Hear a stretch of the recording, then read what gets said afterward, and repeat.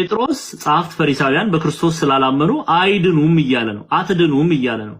ኦኬ የአዲስ ኪዳን በረከት የሚገኘው በክርስቶስ ኢየሱስ ነው። በክርስቶስ የማያምን ማንም ሰው አይድንም።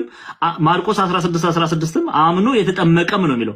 ማመንና መጠመቅ ያስፈልጋል ወደ ቤተክርስቲያን ለመግባት። የምናምነው በማን ነው? በዲያና ነው እንዴ የምናምነው? እንዴ አምላክ ብለን የምናምነው እኮ ክርስቶስን ነው። ማርያምን እኮ አይደለም አምላክ ብለን የምናምነው። ሚካኤልን አይደለም። ሰው ሚካኤልን አምላክ ብሎ ቢያምን አይድንም። 4 ነጥብ። ይሄ የወንጌል እውነት ነው።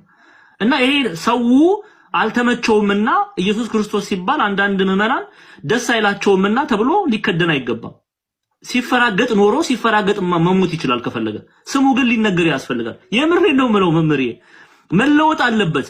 ኦርቶዶክስ ኢየሱስ ክርስቶስን እንደማታክ ተደርጎ ለምን ይነገራል? ከእርሱ ከስሞች ሁሉ በላይ ነው። አለቀ።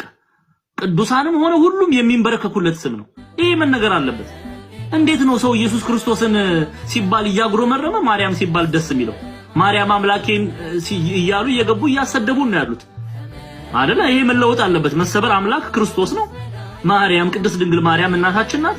እንወዳታለን። ግን እርሷን ብትሆን የምታመልከው አምላኳ ነው ኢየሱስ ክርስቶስ። የአምላክ እናት ቴዎቶኮስ ብንላትም ማለት ነው። ይሄ እውነት ግን ለምዕመኑ መሰጠት አለበት። ካልሆነ ምንም ጥቅም የለውም። ክርስቶስን ወደ ጎን አድርገን ጻድቃን ሰማዕታቱን ስም ብንጠራ ይቅርታ አድርግልኝ ለዚህ አጠቃቀም ቅዠት ነው። መዳን የለም። 4 ነጥብ። በዚህ ደግሞ ተሐድሶ የሚሉ ሰዎች ካሉ እኔን ተሐድሶ ብለው የሚጠሩኝ ሰዎች ካሉ ከኔ ጋር ብቻ አይደለም ከመንፈስ ቅዱስ ጋርም ከጴጥሮስ ጋርም እየተጣሉ ነው። 4 ነጥብ።